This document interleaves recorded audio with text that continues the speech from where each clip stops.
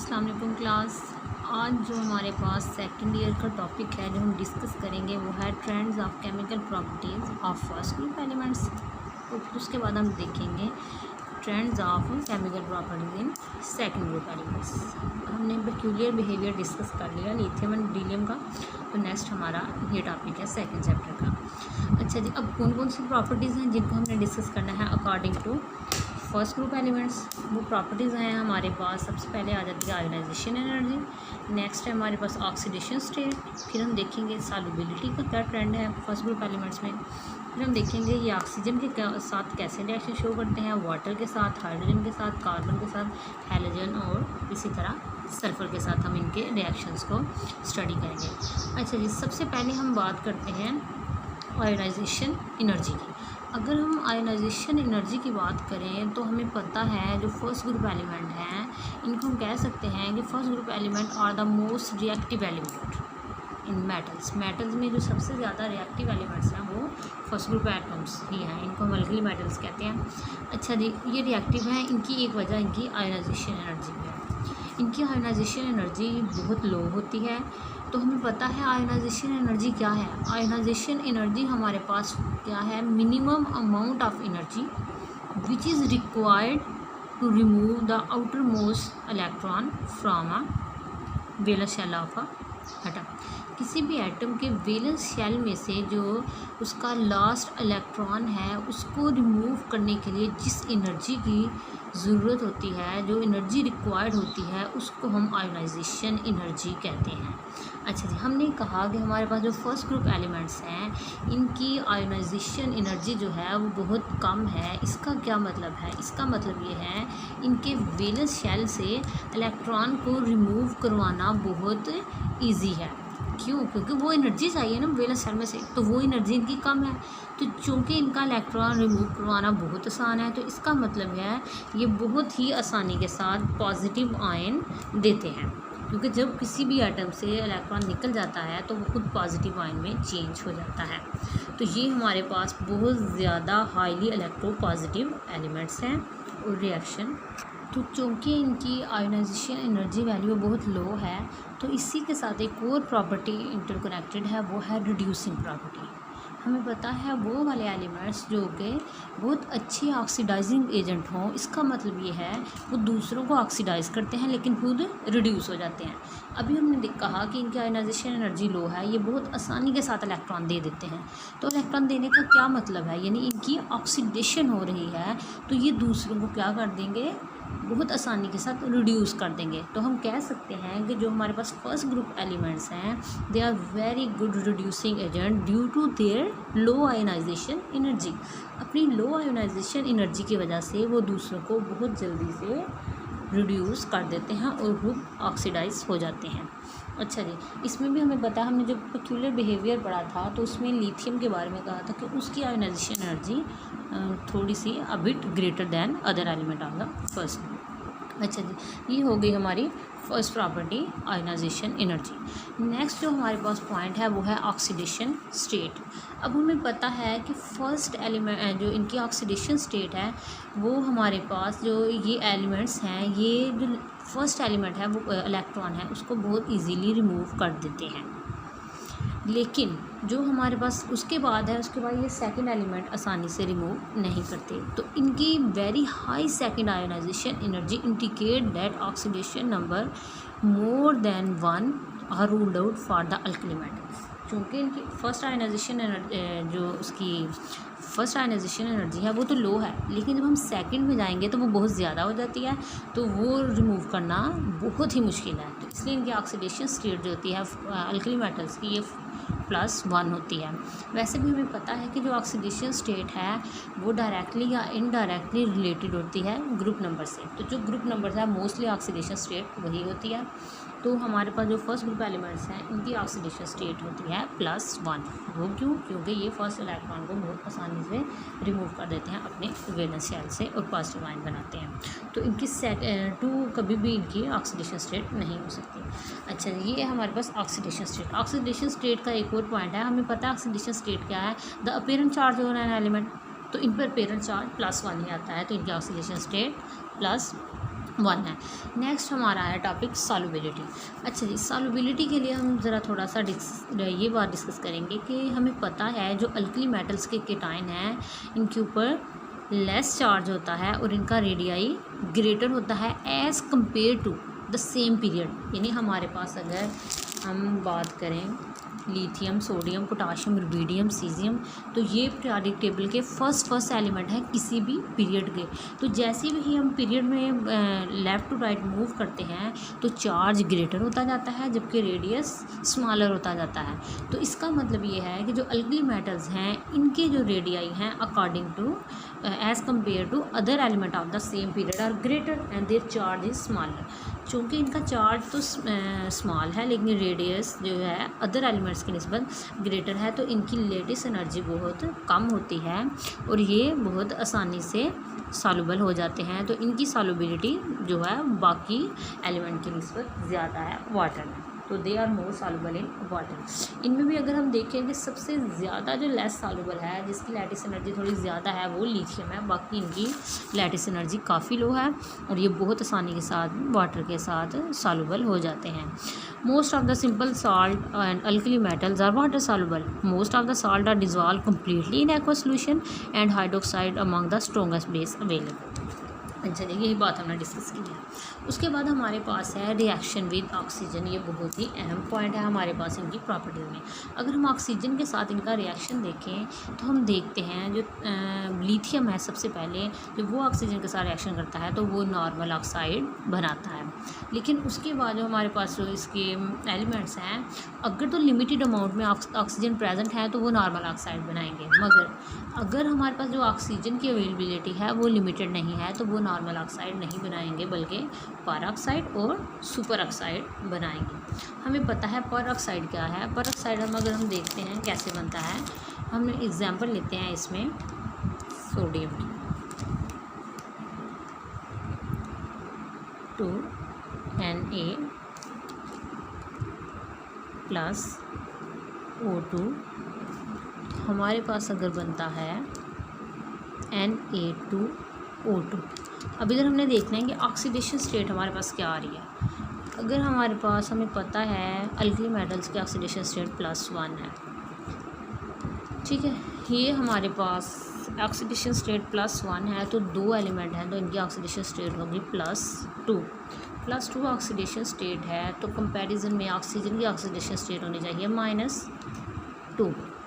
चूँकि ये दो एलिमेंट्स हैं तो एक हमारे पास जो एटम है उसकी ऑक्सीडेशन स्टेट बन रही है -1, जबकि हमें पता है जो नॉर्मल ऑक्साइड्स हैं वहाँ ऑक्सीजन की ऑक्सीडेशन स्टेट होती है -2। तो ये वो कंपाउंड जिनमें ऑक्सीजन की ऑक्सीडेशन स्टेट -1 हो उनको हम कहते हैं पर ऑक्साइड। तो इस तरह सोडियम ऑक्सीजन के साथ मिलकर पर ऑक्साइड बना रहा है। अब अगर हम सुपर ऑक्साइड की एग्जांपल लें, अभी मैंने आपको बताया, तो ये है पोटेशियम प्लस O2, तो इन दोनों ने मिलके KO2 बनाया। हमें पता है पोटाशियम पर +1 चार्ज है तो इस पर होना चाहिए -1, मगर ये दो एटम्स हैं एक नहीं है। तो जब हम दो एटम्स की बात करेंगे तो इसका मतलब है एक एटम पर हाफ नेगेटिव चार्ज है तो हमारे पास 1/2 -1/2 ये मिल के हमारे पास बना रहे हैं 1। तो ये हमारे पास क्या है, सुपर ऑक्साइड। लेकिन जो लिथियम था वो नॉर्मल ऑक्साइड बना रहा था, जबकि बाकी एलिमेंट्स हैं वो पर ऑक्साइड और सुपर ऑक्साइड बनाते हैं जब एक्सेस अमाउंट में उन्हें ऑक्सीजन अवेलेबल हो। उसके बाद आ जाता है हमारे पास नेक्स्ट पॉइंट है रिएक्शन विद वाटर। अब हम अगर इसका वाटर के साथ रिएक्शन शो करें तो जितनी भी अल्कली मेटल्स हैं काफ़ी रैपिड रिएक्शन, एक्सोथर्मिक रिएक्शन और रैपिड रिएक्शन शो करती हैं वाटर के साथ। लेकिन इसमें भी जो लिथियम है उसका रिएक्शन इतना वायलेंट नहीं होता। अगर हम लिथियम की जगह सोडियम या पोटाशियम ऐड करते हैं वाटर में तो वो एक उसमें आग सी प्रोड्यूस होगी इसमें हमें, और उसके साथ ही बहुत ज़्यादा हाइड्रोजन गैस फ़ौरन से निकलती है।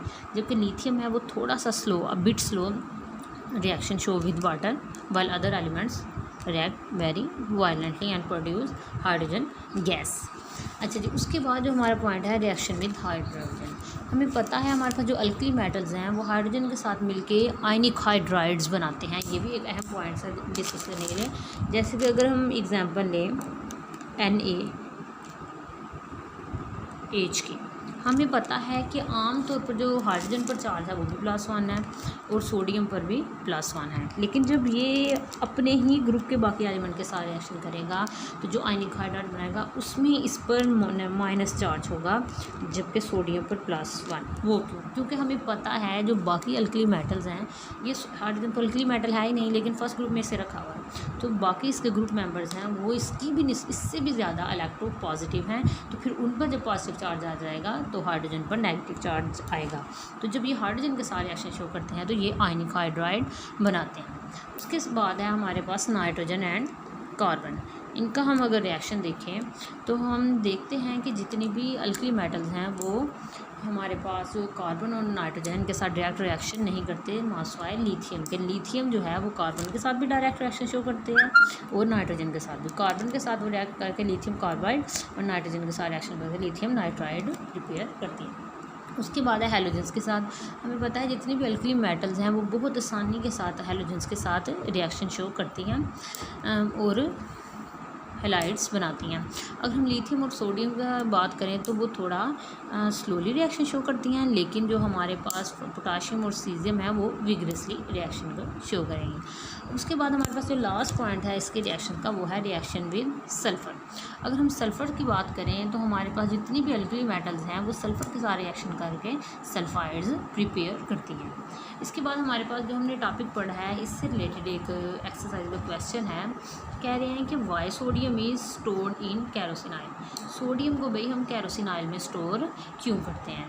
तो इसका रीज़न ये है कि हमें पता है सोडियम अल्कली मेटल है, इसकी आयोनाइजेशन एनर्जी बहुत ही लो है। अभी हमने आयोनाइजेशन एनर्जी में इस चीज़ को डिस्कस भी किया। तो चूँकि इसकी आयोनाइजेशन एनर्जी बहुत लो है तो ये बहुत आसानी के साथ इलेक्ट्रॉन दे के तो कोशिश करेगी किसी नेगेटिव आयन के साथ रिएक्ट करके कंपाउंड बना दें। ये बहुत ही रिएक्टिव मेटल है। लेकिन जब ऑक्सीजन के साथ रिएक्शन करेगी तो ये फ़ौरन से सोडियम ऑक्साइड बना देगी या पर ऑक्साइड बनाएगी। अगर लिमिटेड अमाउंट में है तो फिर ऑक्साइड, और अगर एक्सेस में है तो ये पर ऑक्साइड बना देगी। अच्छा जी, तो फिर ये क्या बना देती है? Sodium hydroxide. जबकि हमारे पास जो कैरोसिन है वो हमारे पास मिक्सचर है अल्केन्स का, जो कि बहुत ही लीस्ट रिएक्टिव कंपाउंड है। तो फिर हम सोडियम को कैरोसिन में ही सेव करते हैं ताकि हमारे पास जो है रिएक्शन होके हमारी सोडियम जो है किसी और कंपाउंड में चेंज ना हो जाए। तो इसीलिए हमारे पास जो कैरोसिन है वो सोडियम की स्टोरेज के लिए एक यूज़फुल स्टोरेज है सोडियम के लिए। जी, ये हो गया हमारा पॉइंट कि हम क्यों कैरोसिन ऑयल में करते हैं, ताकि इनका कोई रिएक्शन आपस में ना हो। उसके बाद है हमारे पास हम डिस्कस करेंगे यही जो हमने प्रॉपर्टीज़ देखी हैं ये सेकंड ग्रुप के अकॉर्डिंगली। अच्छा जी, अगर हम एयर के साथ रिएक्शन देखते हैं अगर अब हमने रिएक्शन देखना है ऑक्सीजन का सेकंड ग्रुप एलिमेंट के साथ, तो हम देखेंगे ये कैसे बिहेव करते हैं जब ऑक्सीजन के साथ इनका रिएक्ट किया जाता है। जितने भी अल्कलाइन अर्थ मेटल्स हैं जब इनका हम रिएक्शन ऑक्सीजन के साथ करवाते हैं तो ये नॉर्मल ऑक्साइड बनाते हैं, स्वाए हमारे पास बैरियम के। सिर्फ बैरियम है जो कि पर ऑक्साइड बनाती है, जबकि बाकी तमाम एलिमेंट जो हैं वो सिंपल नॉर्मल ऑक्साइड्स बनाएंगे। ये हो गया इनका ऑक्सीजन के साथ रिएक्शन। अच्छा जी, उसके बाद है हमारे पास रिएक्शन विद हाइड्रोजन।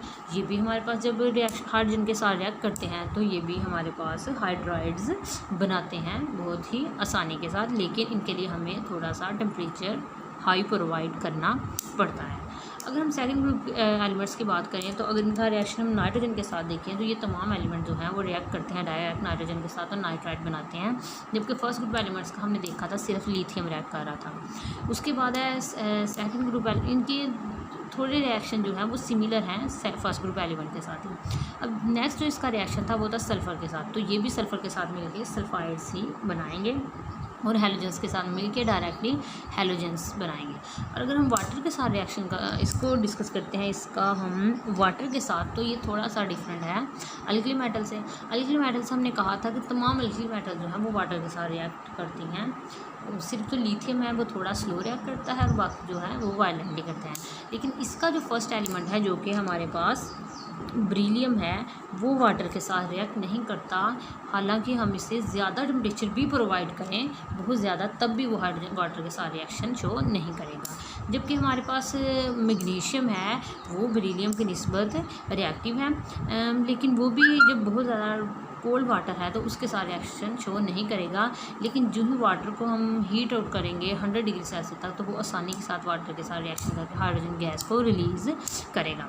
और जब हम कैल्शियम, स्ट्रोंशियम और बेरियम जो हमारे पास हैं उनको हम रिएक्ट करवाते हैं वाटर के साथ तो वो आराम से उसके साथ हाइड्रोक्साइड को प्रिपेयर करके उसको रिएक्शन को शो करते हैं।